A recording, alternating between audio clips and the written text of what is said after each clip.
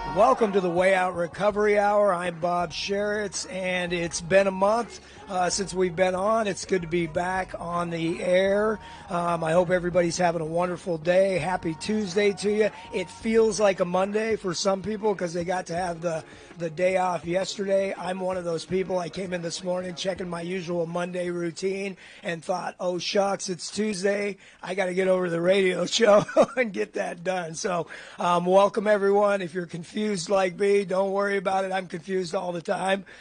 We have a really special show for you today. We are the Way Out Recovery.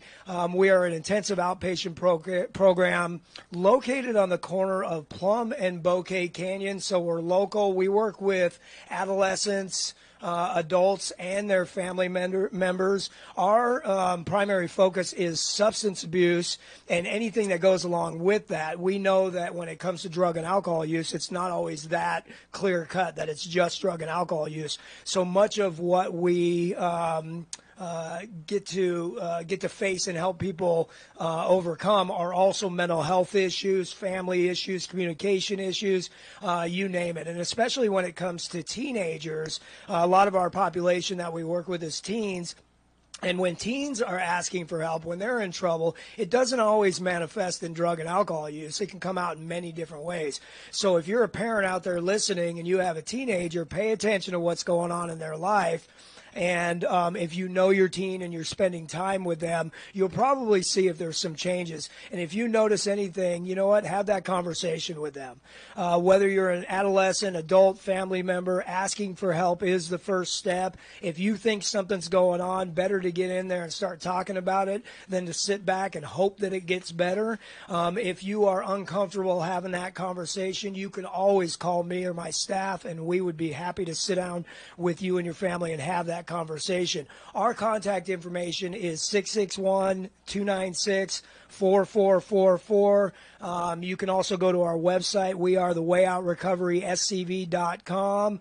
You can send me an email. I'm Bob at thewayoutrocoveryscv.com, or give me a call on my cell phone at 383-6550. We are happy to help in any way that we possibly can.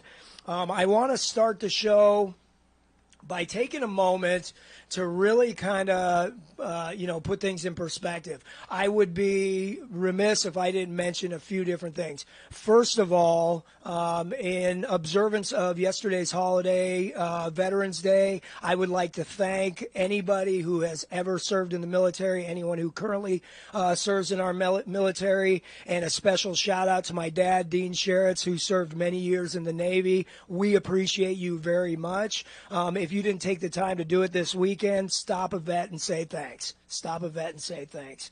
You know, we're in a crazy, I don't know, it's hard to tell, but I think we're in a crazier world than we've ever lived in. That may just be because we see it more often because of social media and all the stuff that's available to us. But I tell you what, I've been thinking about this a lot. Last year, when we had one of our same guests on the show, we were scheduled for our show, and we had to cancel and reschedule because on that very day was the Las Vegas shooting. It had happened, the night before, and we came in for the show. And, thank you very much to Carl and Jerry over here at KHTS. They said, you know what, this is the most important thing that's happening right now. We need to put everything on hold. Sharon Brubaker came in with me, and we did a special show to just help people process and grieve and kind of make sense of the madness that happened out there in Vegas. So fast forward a year, and here we are, and we've had another local Thousand Oaks shooting last week. And the same thing that I want to do is I want to take a moment to just say that anybody who's hurting because of that experience that has happened out there, and any of the families that are experiencing loss and the trauma that is a ripple effect as a result of that horrible thing that happened last week, I want to send out our condolences to anybody and just say, hey, if you're hurting because of this, please sit down and talk to somebody. Please do everything that you can to try to, make it as best as you possibly can. There's a lot more going on in our world. You know, if you haven't been paying attention, you know, the whole west side of our local California, Southern California is on fire. Malibu's burning. There was another fire yesterday in Simi Valley. We have the Woolsey fire, the Hill fire, and I don't know what they named the one in Simi Valley, but it's right around Rocky Peak. I'm not sure the status of that, but there's a lot going on. Huge fires up north with loss of life. Many homes have been burned. And so if you're sitting right now and you're just thinking, oh, my God, this is a crazy world that we live in, it may be, but it doesn't have to be all bad. On our show today, I want to take a little time to kind of put things, I just kind of want to offset that with us thinking about the personal good that's being done in and around our community.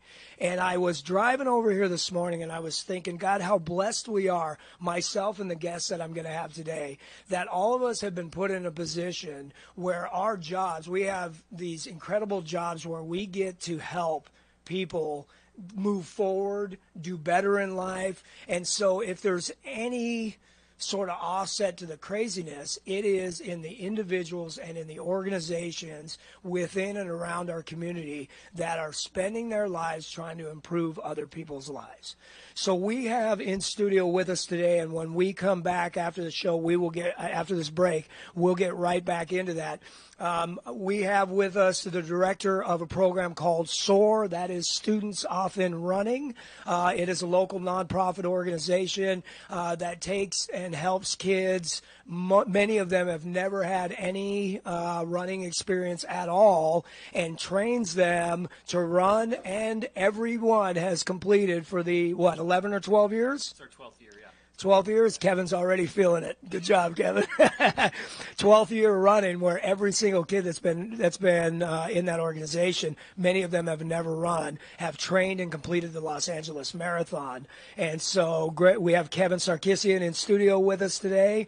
We have a SOAR participant in studio with us, Angelica Seifert, who has, how many times have you run that? I've run two, training for my third this season. Training for her third LA Marathon. And we have Karen Navarro, who is the director?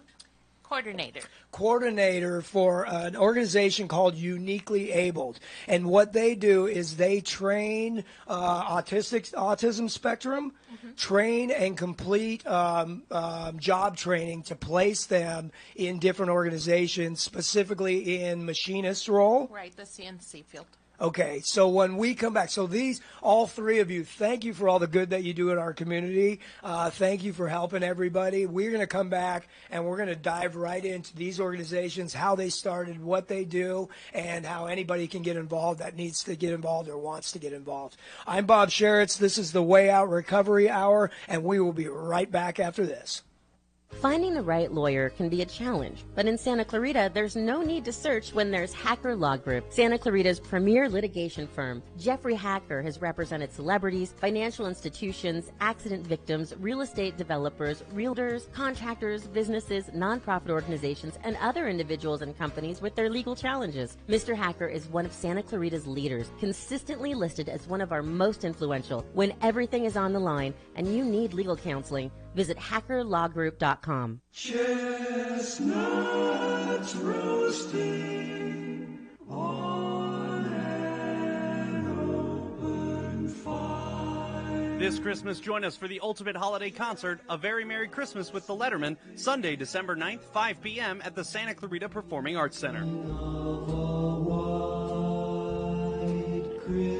The legendary Letterman here in Santa Clarita singing your favorite holiday classics. Joining them is Santa Clarita's singing sensation, Savannah Burrows, along with our very own West Ranch High School choir. You'll also hear the Letterman perform their string of top 10 hits.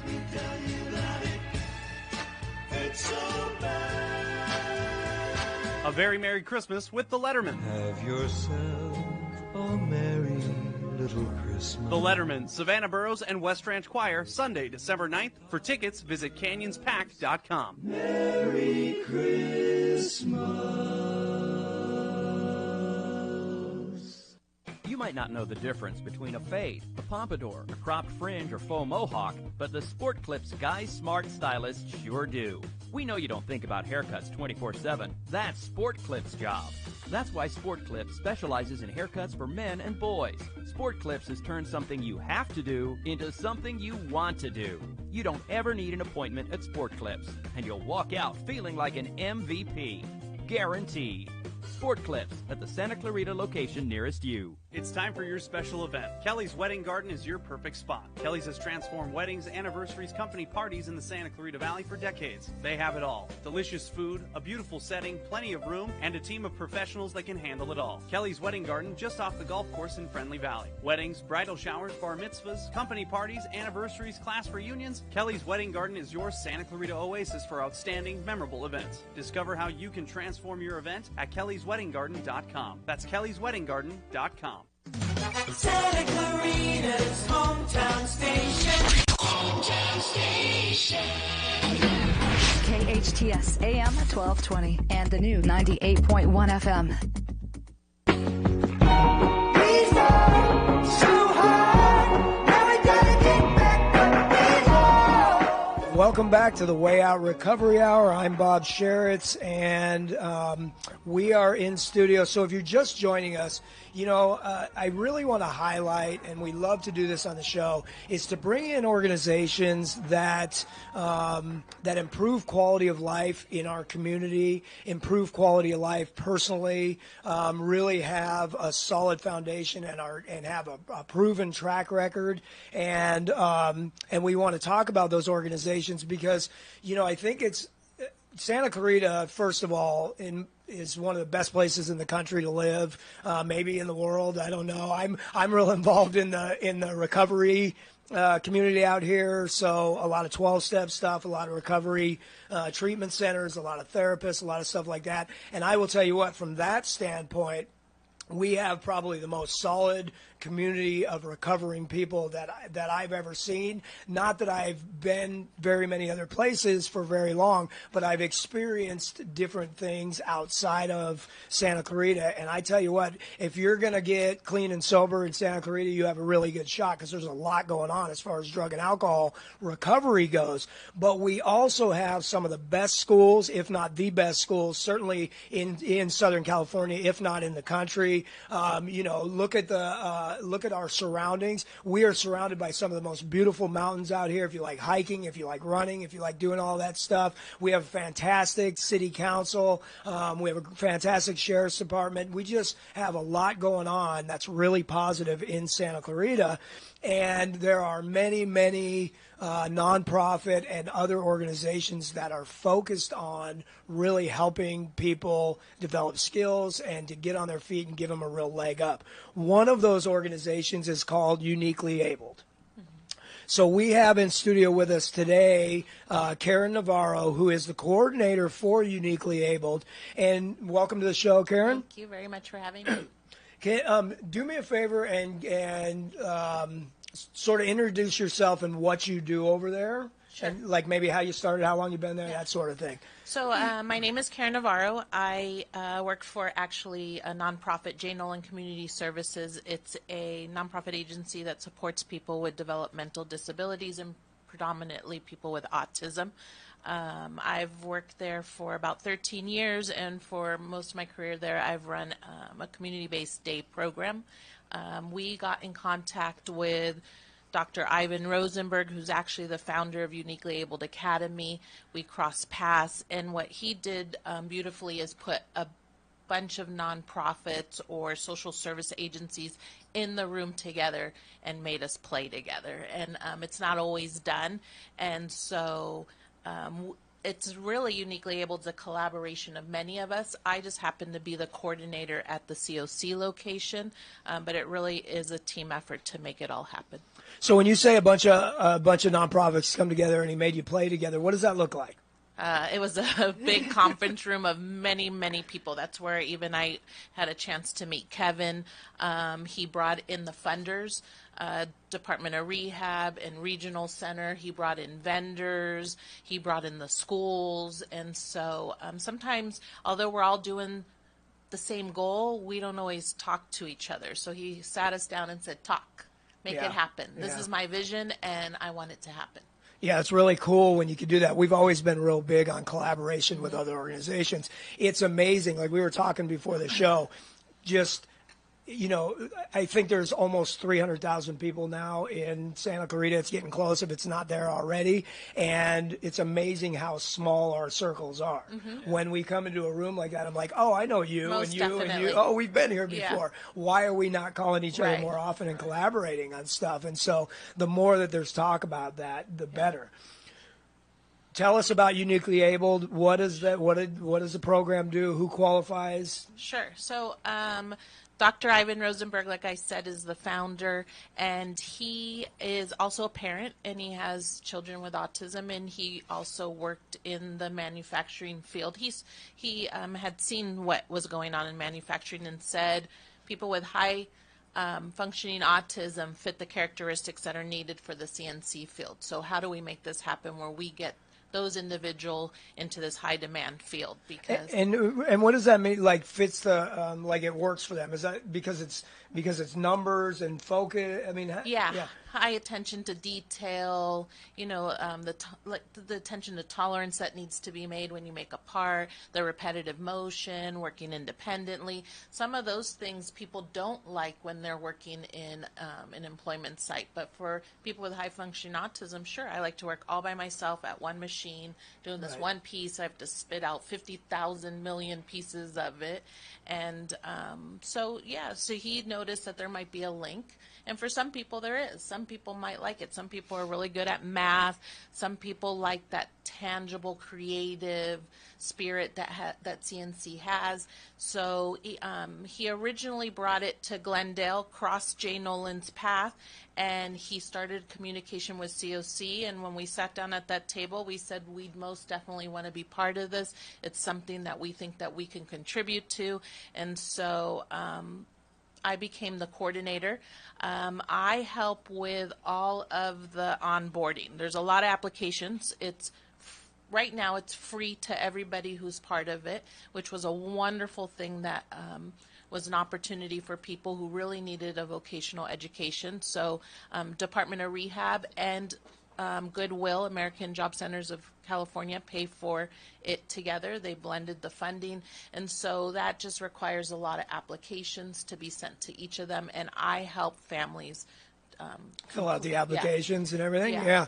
And then COC, College of the Canyons, has on-site, the training takes place there? It takes place on-site and at a shop. So it's like a split amount of time. They use Aerospace Dynamics Internationals, I think it's called, ADI. It's in the industrial center. It's a real shop.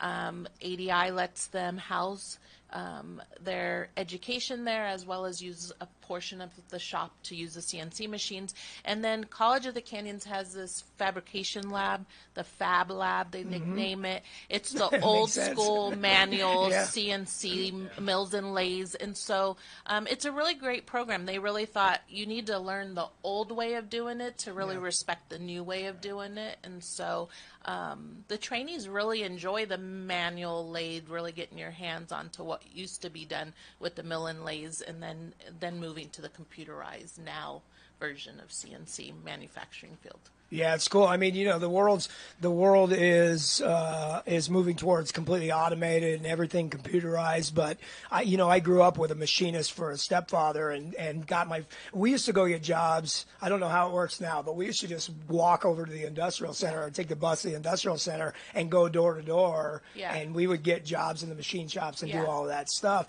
And it's probably a little different than that now. But I don't know that people realize if it's the largest or one of the largest industrial centers in the nation is right here in our city, and expanding all the time. It's expanding out on the other side of the 5 freeway and going further out. Right. And there are tons and tons and tons of manufacturers and employment available and all kinds of good stuff going on over in that industrial center. I think you bring up some good points. We knew there was a demand in Santa Clarita, and how could we fill that demand. And what better than folks that we knew were going to be a perfect match. I think what's really awesome too is that with the collaboration of College of the Canyon and the CNC training program that they already have, which we didn't change whatsoever. We just added some more supports, which was myself. I sit in the class with them, and then some employment prep social skills class that we added as well.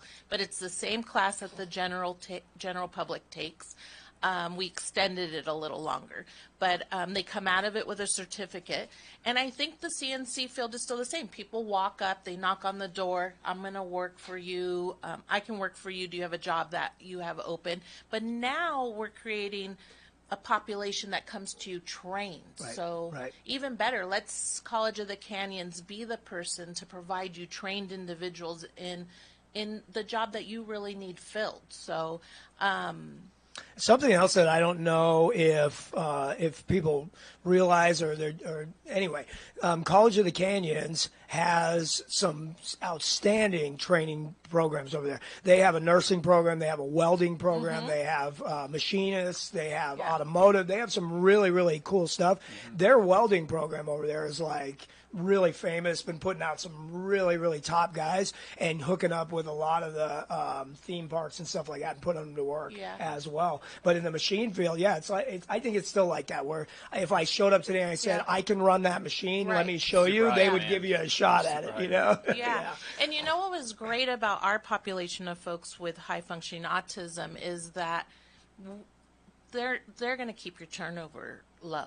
Because they want the job. They're just looking for the opportunity. Once allowed the opportunity, they're going to keep the job. Most manufacturing jobs start at 6 a.m., maybe 7 a.m. And our guys are ready to show up, be on time, committed to the job, stay the 8 hours. Most of the time it's a 10-hour day. I've seen all 10 trainees that have been put in the position work the 10, work the overtime on Saturday, just because they're hungry for employment. A lot of these guys are night owls too, so they don't mind working graveyard shift or anything like that. Right. So it's and when you say offering support as well, that is, so you talked about longer training, but also like social and emotional support? Well, we offered, so the training is Monday through Thursday. It's an 8-hour training. It was great because it mimics work, so just like a work day. And then on Fridays, we brought in people from the field to give social skills and employment prep. And so Fridays was just all focused on that, not the CNC part of it, so that people were really prepared to enter the employment place. So they had resumes, so they know what LinkedIn means, so they do mock interviews, and just really prepared for being out there to job search. Yeah, and I love, I've been, when the information day was over there with Kevin, I love the attitude that you have. We're here to work. Anybody who's not here to be serious about this, and like, we're here to train you, to get you employed, to give you an opportunity. And if you're not about that and you're not going to take it seriously, this is probably not the place for you. And get that out of the way right at the beginning, because it has to be real life training. The program's become a little bit competitive. There's only 10 slots. There was 10 slots the first time, and we probably turned around about 6 to 8 people didn't make it in, and it's 10 again. We're starting cohort number 2 end of January. We're now starting the onboarding for potential candidates, and so it's 10, and hopefully we pick the best 10 to then find employment.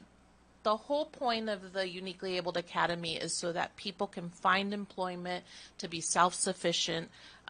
People with autism struggle in this high rent housing crisis that we have all California, specifically too in Santa Clarita. And the only way people are going to get a real opportunity to live a quality life is that they get a job. Is employment. Yeah, absolutely. Absolutely. So a couple of things is, this is a relatively new program. So you just said you had one. College of the Canyon has had one cohort, but Glendale Community College, where it started, I think they're on their 4th or 5th cohort. So talk about the success of that first Great, yeah. cohort. I love this part.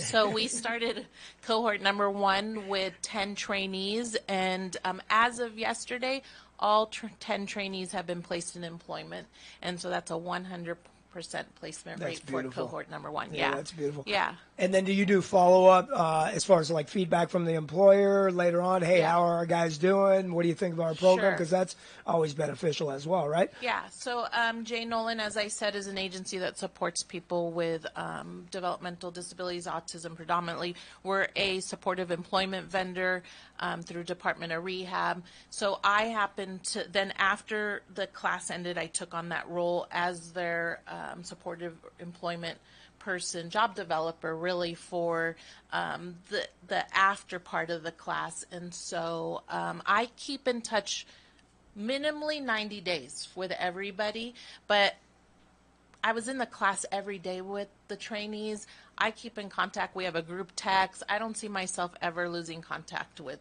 the trainees. It's you know, it's a bond that you create being in a classroom for, it's 3-month class. So yeah, and I'm proud of them, and I want to see their success as they grow. I know that it's hard to get into that program, but if somebody is listening and is interested, what's the pathway to do that? Sure. I would be the person they would need to contact. So, again, my name is Karen Navarro. My phone number is 818-489-9805.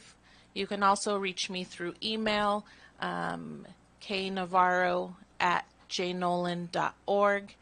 And you can also go to the Uniquely Abled website. I think it's labeled under Uniquely Abled Project.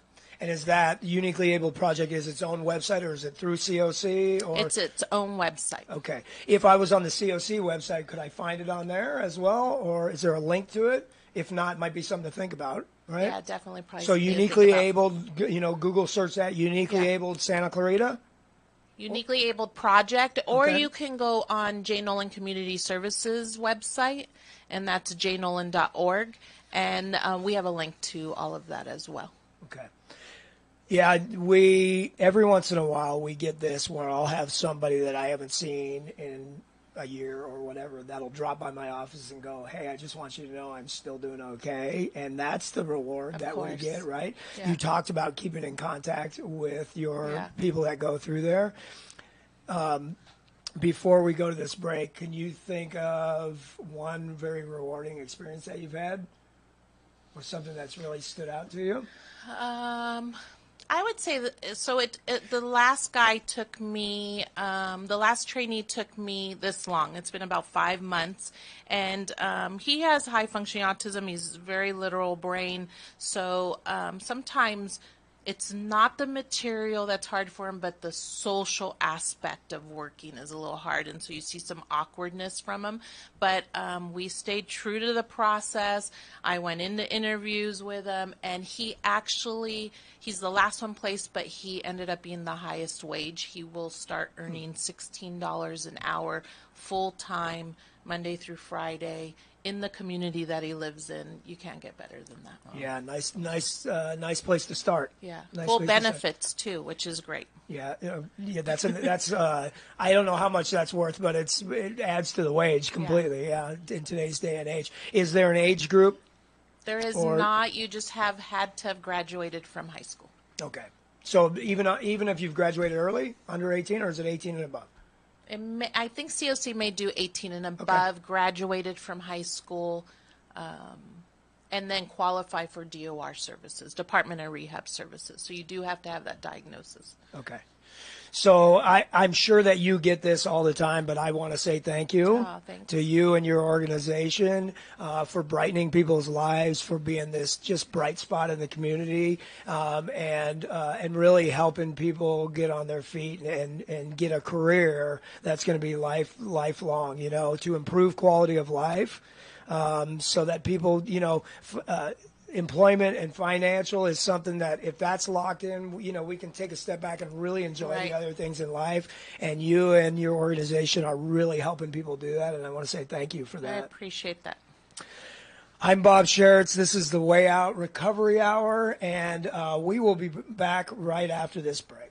Welcome back to the Way Out Recovery Hour. I'm Bob Sharits, and if you are just joining us, we have in studio with us representatives from a couple of really, really awesome organizations that are in and around Santa Clarita that are providing services and just helping people in any way that they can possibly help people. This show is also available. It's live streaming right now on KHTS Facebook page, on the Way Out's Facebook page. It will also be available. You can get it on podcast or whatever through KHTS. It goes to a YouTube later on. So please take the time to look for this. If you missed the first half of the show, we had Karen Navarro just talking about Uniquely Abled, which is an organization, a program that takes place at College of the Canyons that trains people on autism spectrum to run machines, specifically CNC mills and lathes, and places them in organizations that allows them to have career, employment, and gainful means. And it's a really awesome service that's being provided and a really awesome resource in our community. Coming up next, we have another organization that really touches my heart. I had an opportunity last year to be part of this organization and train with you guys and run the Los Angeles Marathon, which was just that whole year for me was what an awesome experience. You know, I at the beginning of that, I would have said, well, I'm not really a runner. I would say I'm a runner.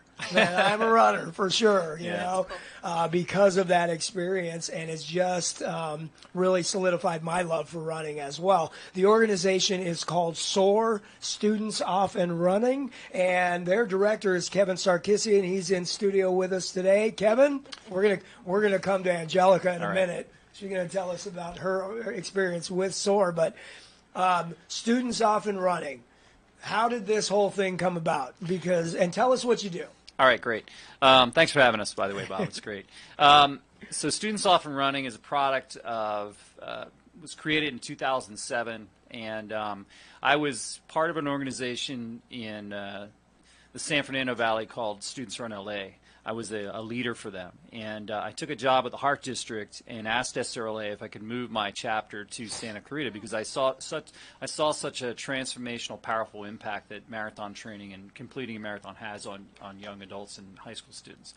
So SRLA said, you know, unfortunately, we're not able to support you too far out of our logistical support range. So I approached an organization here locally that already had a nonprofit 501c status known as the Santa Clarita Track Club Incorporated, and asked if they would be receptive to bringing in a marathon training program under their umbrella. So they provide track and field, cross country, and then my program, the SOAR program, is the marathon training program. So what's different from a lot of the organizations or a lot of the programs here in the Valley is that where you would charge registration fees for families for their sons and daughters to participate, SOAR doesn't charge anything to anybody. So we provide a fully supported 24-week, 380, this year it's 400 miles of training for the students. We're actually, it's 25. You added 20 miles. It's a 25-week training program this year because LA pushed their date back a week. So we didn't. We decided, okay, well, let's just keep the true, and then we're gone. So, so right now we have 30 students that are in training. This is our 12th year of operation, and in that 12 years, we've never asked a student to pay a dime for the program. They have sweat equity. There is literally sweat equity when they're training, but the families also agree to do some fundraising activities for us. But there is no fee to be a part of the organization. They participate in our fundraising activities to help generate and support the program.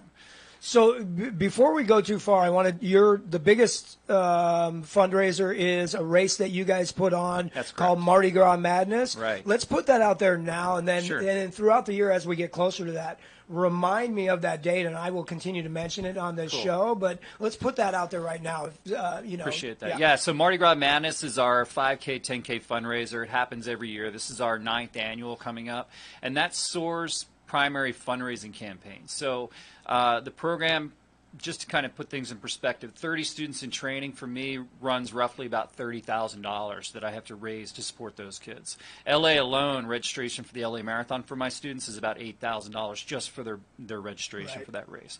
Shoes, uniforms, all that. So Mardi Gras Madness is our 5K, 10K fundraiser that the mall hosts, and it's supported by the Santa Clarita Track Club.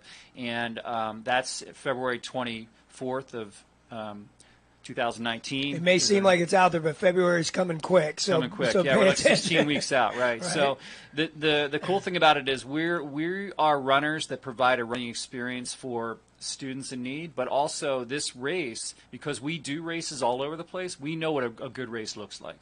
So rather than say, oh, well, we just need a fundraiser, let's put one on. You know, we build a quality race with marathon quality, finishers medal, live music, beer garden, the whole nine, all across the board. Yeah. Don't forget the ice cream. Yeah. The sorbet, you know, and you know, high-end tech tea, and for the last 6 years we've sold out the event every year. So that event in kind and actually KHTS were just talking to me about coming on for a media sponsorship. That event raises between $30,000 and $35,000 per year in support of the organization. And you don't have to. I mean, just to sort of put this out there, a 5 and a 10K, and there's a kids run over there, and it's a really family-friendly event. So if you're sitting here thinking, well, I'm not a runner, come out and support that, because you don't have to be marathon trained runner to run in that event. You can come out there with your family and strollers and just participate in the event. Dog friendly, stroller friendly, and support this wonderful organization. So the history of it is 2007. Right. And it has it built every year has it grown, or do you limit it? I mean, what does that look like? Well, limited is a relative term for me. You know, I try and cap my team at 25 every year. So you have 30 this year. It's an ongoing joke with the kids. They're like, how much are you going to go over your cap this year, Coach? I think last year I had 42 students that started on a 25 student cap. This year I kept it hard and true to 30. Although I still said we were only going to carry 25. There ended up being 16 students on the waiting list, and for a variety of reasons. They might have had conflicts with their school schedule. They still want to be a part of it, but they couldn't really be there for training, and so we had to wait list those students. So right now I have 30 students that are on active roster, but as students wash out of the program, and we don't force them to wash out, we have a very the accountability system is you either train or you can't participate. Well, yeah, because you can get injured and Correct. you're not going to be. Yeah, it's important. So students that aren't maintaining that training commitment, we have to let them go, and then we'll pick up somebody that's on the waiting list that's in the wings there. So right now, I think at the end of November, I will lock down my roster just because it's too dangerous to start a student that late in the season with, okay, today's your first run, we're running 10 today. It doesn't really work that way, you know. So, but I want to say we're still at an active 30 roster, and we're in a place right now that probably every student, unless they're injured or there's unforeseen circumstances, will carry 30 kids to LA this March. Nice. It obviously there's a physical benefit to it. You know, you're going to stay physically fit. You know, you're gonna put in some miles. You're going to learn about nutrition, and you're going to learn about training and all that stuff. Other than the obvious physical improvement and well-being, over the years, what sort of improvement personally to the kids, benefit to the kids and their families have you seen? I think one of the biggest benefits that we see with the students when they start with us is there may be some insecurities. And so when we say youth in need, we're talking about social, emotional, economic challenges, maybe poor self-body image. And that starts to change. They start to transform as they go through this process. So right now, our guys that are in training, we're getting ready to start banging out some big miles. Right now, their longest run is a 5, as they've done. But in 3 weeks, they're doing their first 10-mile run. So that's when you start to see these real impacts on their confidence and their interactions with their families sometimes, you know. But what's interesting, too, is that we have families that will come out in support of their sons and daughters, and then they'll say, hey, do you mind if I walk with you a little bit, or do you mind if I run a little bit? And then it's happened several times where a family member will come out and start running like it, and then all of a sudden they're like, I think I want to do a half marathon with you guys. I think, and then they'll run the full with us. They'll go to LA. Never intended that. They just come out and they start feeling good, and they become a part of it. Yeah, so that's really neat, that benefit when you see that happening. Well, and you talk about self-esteem and building that with kids in in the world we live in today, and maybe it's always been like this, but we just see it more. Is there's so much attention to where I fit in as a kid, how other people view me, and just self-esteem can get wrecked real quick through social media or whatever. Yeah. And when you see that build, so I think I think that I feel like I need to say this, but I just want to remind anybody who's doing anything to get out there and walk or run or just build themselves up physically, good for you. And then on top of that, anybody who trains and runs a marathon, you people are incredible, because that's no joke. That is no joke. And you can kind of get a grasp for that. Imagine if you've never done that and you're starting to train and now you're running 10 miles at a time, which you guys are building up to. Right. If you're the person doing that, there's, you're going to stand up a little taller and put your chest out a little bit and go, you know what, I'm incredible. Yeah. Like, this is a big, big deal, right? Builds resiliency, a lot of man, resilience. It's just awesome. And so, on that note right there, I want to also go, Angelica Seifert is run 2 LA marathons. I've run 2, yeah. And you've been with SOAR. When did you start with SOAR? I started SOAR my sophomore year of high school, so that would have been 2 years ago. This is my 3rd season. So I kind of learned about the program through my school, and I heard that the meeting to recruit students at AOC was an afternoon that I had decided to stay a little late. So I decided to go into the classroom that day and hear what Coach had to say, and that was it. You were hooked. Yeah. You're like, I want this. Definitely. Man. I mean, just the way that he presented the program is so unique, because it wasn't an information meeting that you walk into thinking, I'm going to hear the rundown of everything that's going on, and it's going to be very informational and very boring. The way that he presented this program is just, hey, like, come run with us. You don't have to be athletic. I went into this program without any athletic experience. I didn't have any background in sports. I'm extremely asthmatic, like, to the point where I would get winded walking up a few flights of stairs, which is what made me decide that I wanted to be active. And the fact that this program is available to kids like me who can't afford to maybe do a lot of the things that most kids in this valley do, it was the best opportunity for me, and I've loved it ever since. Yeah. So in terms of what we were just talking about, describe yourself and sort of your place and your self-esteem at the beginning and compared to where you're at now. Sure. So, especially through middle school, and I mean, as a young kid and as a girl, and in this day and age, it was really hard for me to be confident in who I was. So I was a bit more heavy set, I think, physically. I wore really baggy clothing. I would try to cover up as much as possible. I wouldn't really put myself out there, and I had this kind of image of myself as not quite being worthy to talk to a bunch of other people. I just felt like I was very low on whatever social pyramid exists in middle school and high school, and that continued into freshman year at Academy of the Canyons, which is where I've attended high school all 4 years. So when I got to my sophomore year and I felt winded going up and down flights of stairs to my classes and felt like I really needed to branch out of the little academic shell that I had built around myself, I decided that, long distance running was the way that I could prove to myself that you don't need to be the fastest and you don't need to look the best in order to do something that's great for you. So the 3 years that I've experienced, or the 2 completed years and this 3rd one, have transformed me completely. I mean, just physically, my asthma symptoms have depleted so much that my allergist told me I don't have to go back for my regular appointment unless I schedule one to refill any sort of prescriptions. Right. And I've never heard that before, and I've got a whole list of allergies and whatever else. We joke around about that a lot on the team too, but just hearing that I've improved my health to a point where I'm not dependent on any sort of medication completely reversed my self-esteem too. So I'm at this place where I'm confident in who I am, I'm confident in how I look, and it's not about looking the best or being the most muscular, but knowing that you can run 26 miles and then do it again and then come back again. Just the more that you do it. Willingly come back again. That's right. Yeah. Willingly come back. And I mean, it's funny too, because I would say that I do not like to run. I've never enjoyed running, but the feeling after and the way that it transforms your mindset, knowing that you can push through something that's so challenging on you physically and mentally, And it's a mental sport. It's because you have the shoes and you have the stretching and the posture and all these things that you have to think about. But that's just it, is that you're thinking about what you're doing. And at the end, people will say, how do you run past like 3 miles? Like, I can't do anything more than that. Well, first of all, if I can, then almost anyone can, I'm sure. And it's not about the physical aspect of it. Once you hit that 5-mile mark, everything just clears and everything feels the same. So it's a matter of pushing through it in your mind, because your body's prepared. It's just your mind that needs to be really strong in that way. Right. And I love what you said. I always love the way that it feels when I'm done and when you're running. You're in the moment.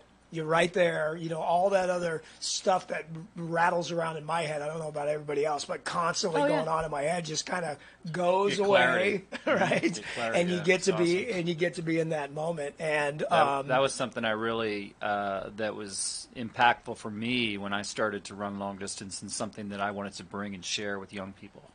So. Yeah, I think so.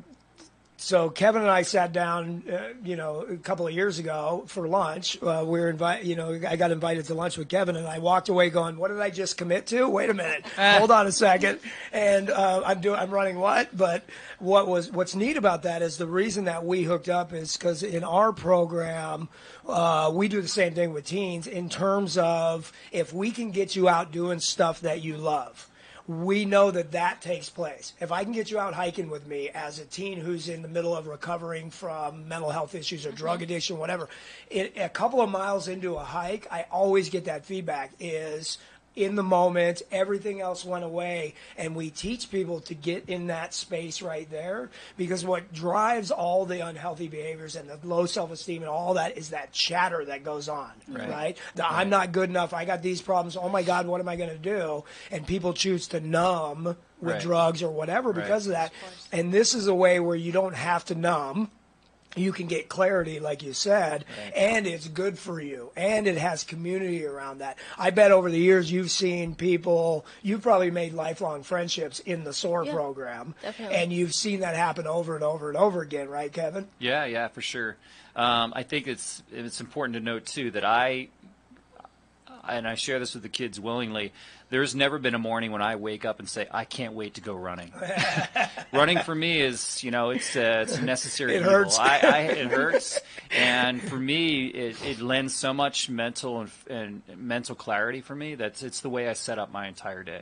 Right. But yeah, I've seen transformation, tons of kids that have been part of the program. I think my favorite story with regards to just perseverance was in 2011 was the worst rainstorm ever in LA Marathon history, and they had, I want to say, 5 to 6 inches of rain on marathon day. And I run a position usually for the LA Marathon. I'm what's known as sweep, so I'm the last coach on the course. That is usually kind of like a mobile command center, phones, pack, medical supplies, whatever students I find, I'm going to help them out. So this young lady took her 7.5 hours to finish, and that day they had 5,000 to 6,000 runners, I believe, drop from hypothermia in that race, and every single one of SOAR students finished that race. And when we cleared, it was pretty awesome. It was amazing accomplishments. Yeah, in Southern California, you can't train for that. It doesn't rain like that. No, it was just like one of those things. When it started to rain, everybody just said, okay, here we go, and it was 26 miles of here we go. And it never ended. It was just pouring. It was raining sideways at some points, and it was just beyond surreal that whole day. Well, I tell you what, I've learned a lot more from watching you and your students in the last couple of years do that. More about perseverance and pushing through and getting up and doing it when you don't want to, and feeling better about it for doing it, and pass that on to the people that I work with. Is that you may not want to get up and go do the thing right now, but I guarantee you that if you do, you're going to feel better afterwards. And I've been able to watch that in real time with you guys, and so I appreciate that very much. And thank you for exposing me to that and letting me be a part of that organization. I wish we had all day long to sit and tell stories about our different organizations, but we don't. The season is over as far as signups for SOAR, Correct. but pay attention to it. You do recruits in the. We recruit in mid to late September. Okay. Our web address is soar-sc.org. Or you can reach out to me on my cell at any time, 661-877-7024. I'm happy to talk to anybody who's interested in the program. Again, it is free to all participants. The only requirement is you have to be in high school or enroll with the school district. So Google search Students Off and Running Santa Clarita, and you will get that web address. You'll be able to get a hold of Kevin. Thank you, Kevin. Thank you, Angelica. Thank you, Karen, for being on the show today. These are examples of bright spots in our community, just helping people out, and we are going to continue to do that because even though in the midst of all this craziness, there is a balance to it, and there is a wonderful, incredible side to our community and around us. My name's Bob Sharits. This is the Way Out Recovery Hour, and I want to thank everyone for listening.